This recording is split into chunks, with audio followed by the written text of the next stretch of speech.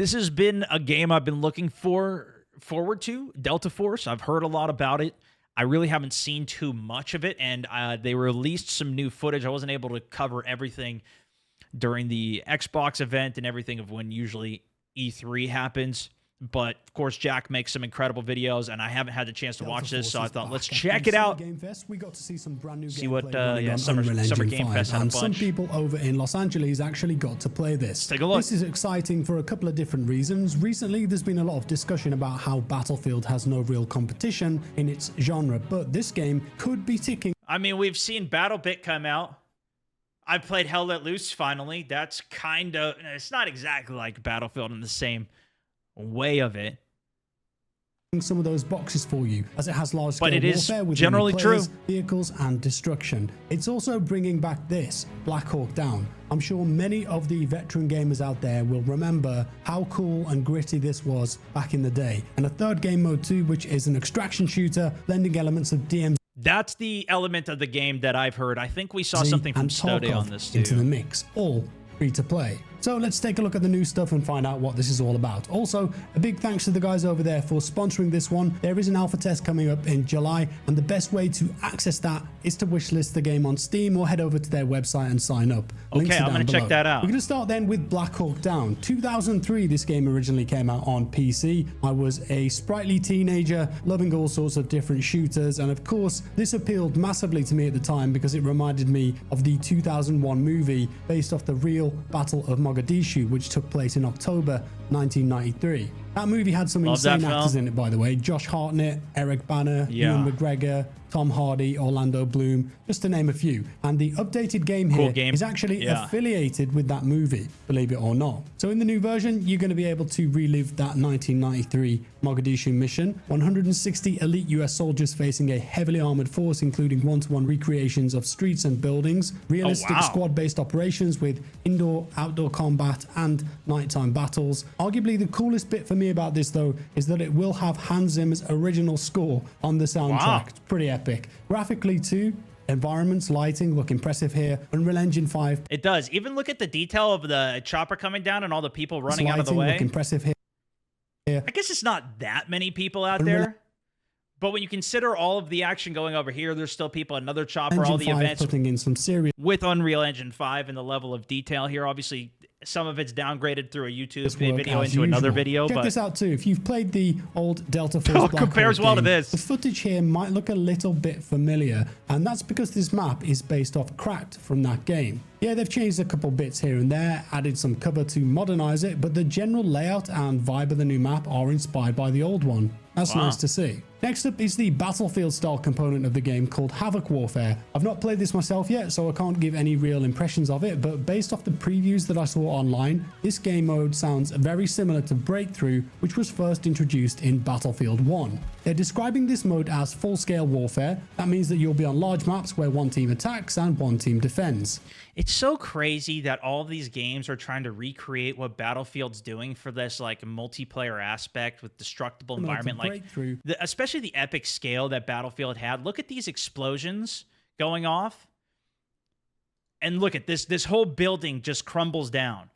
But how great would it have been if Battlefield just really committed to making a good destructible environment extraction shooter, which is like the big element that all of these games are now going for.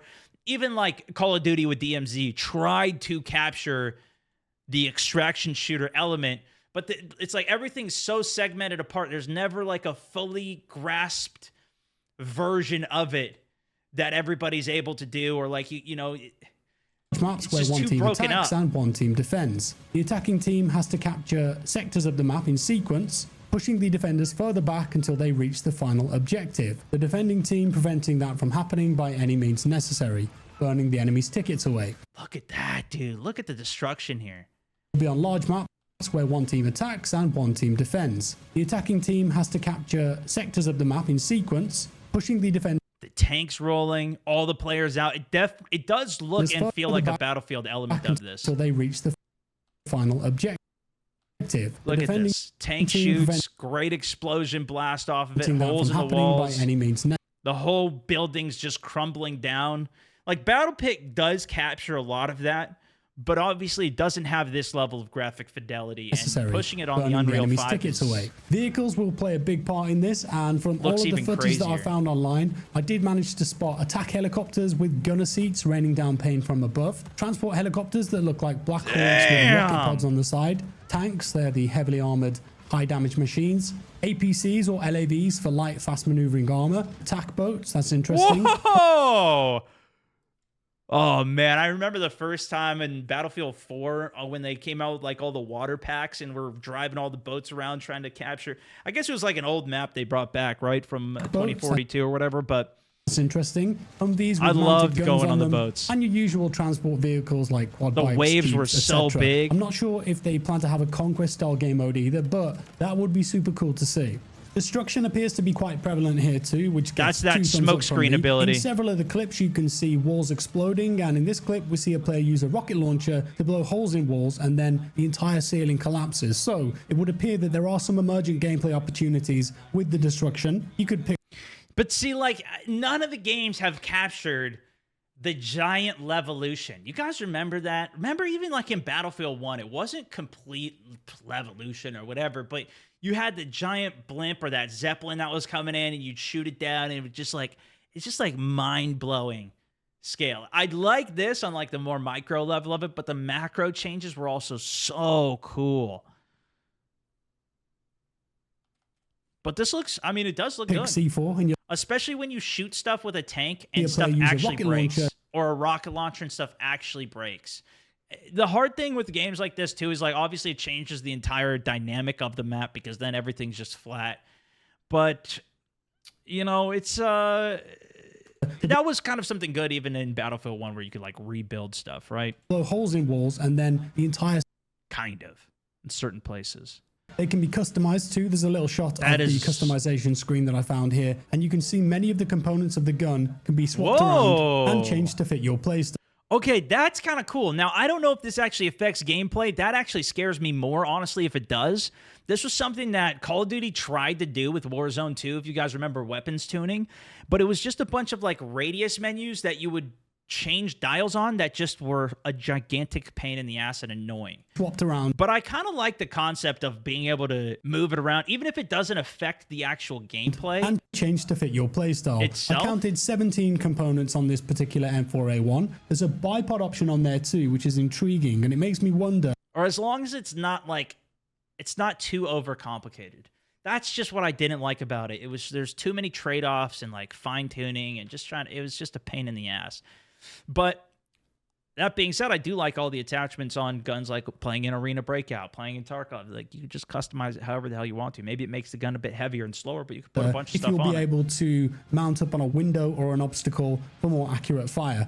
And it looks like that the game has tuning for some attachments to deciding exactly where you want that foregrip on the rail, for example, or adjusting the size of suppressors and barrels. It does affect the stats here. People who love to tweak will probably enjoy this. In terms of who you'll be playing, at least it tells you the numbers, there are different classes or operators, as they're called here: assault, engineer, support, and recon.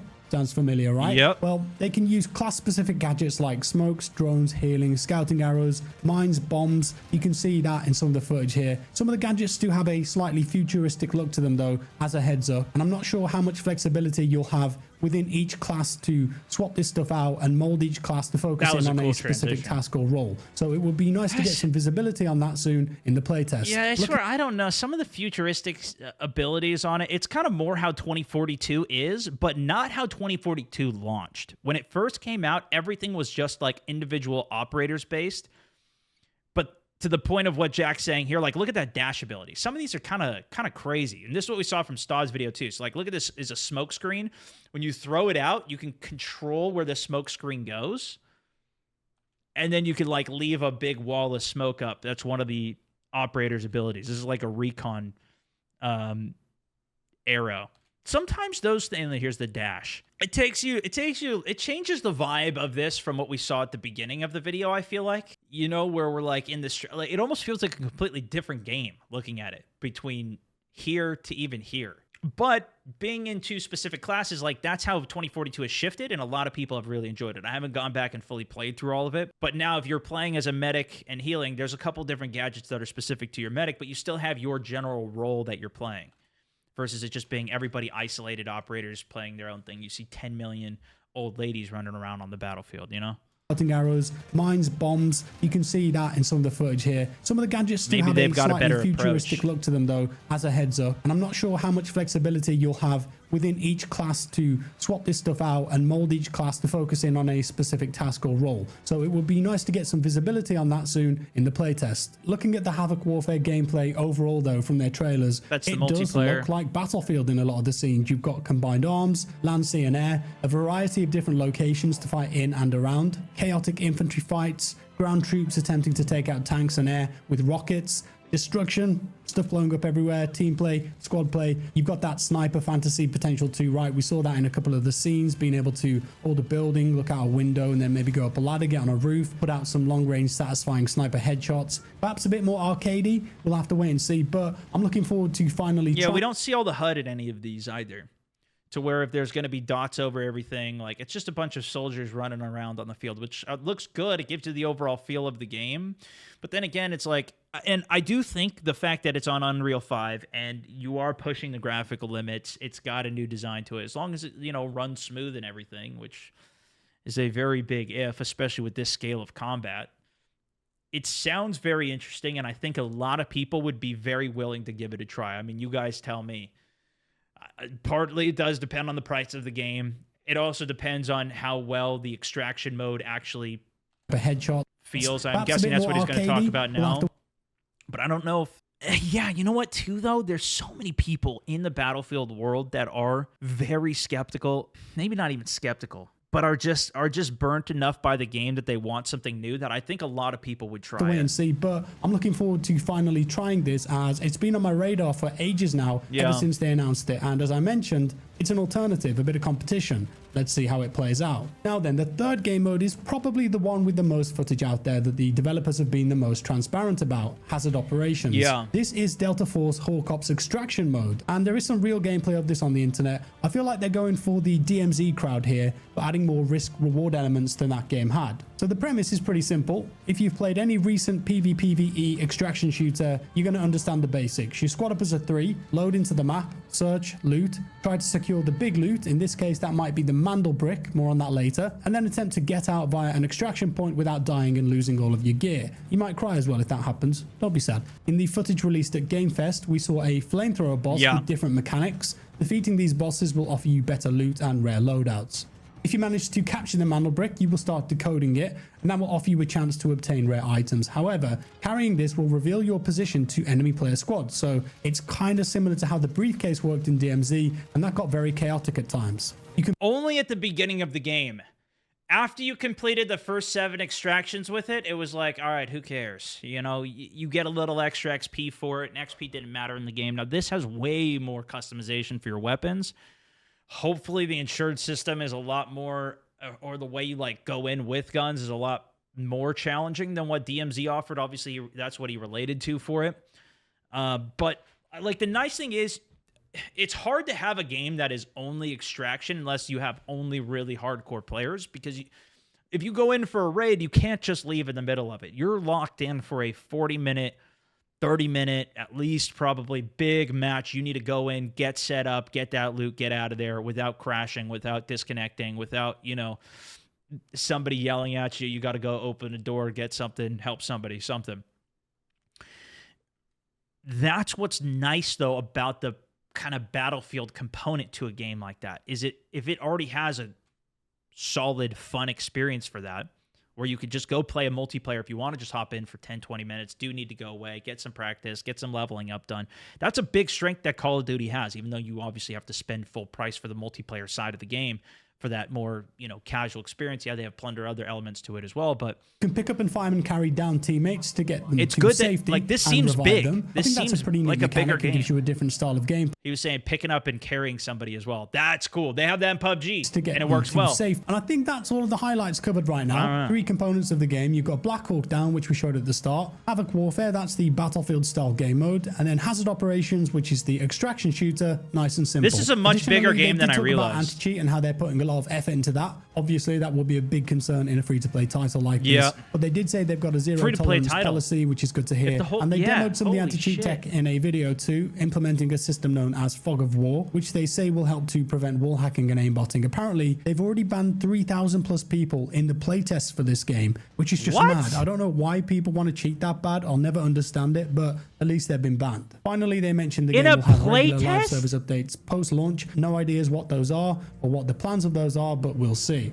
And I reckon I'm going to leave it there for today, folks. Do let me know your thoughts on this one down in the comments below, please. How you feeling about it? I haven't played the game myself yet personally. This is just based off information that was provided to me and breaking down what we've seen in the trailers and gameplay on the net. Also, once again, a big thanks to them for sponsoring the video today. If you want to try the game out for yourself, it will be free to play on PC, console, and mobile. The playtest is coming up in July. What? And on console and mobile?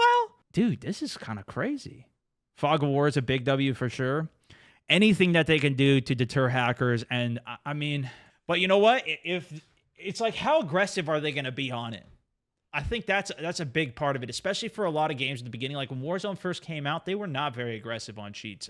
And then slowly they ramped it up, but they got a big reputation at the beginning of just, you know, everybody's cheating. Yeah, if you guys don't know Jack, definitely go subscribe to him. I'm subbed on like 5 different channels to him because he's that great. I'll link the video too, but Delta Force is the name of the game here. We're going to definitely check that out.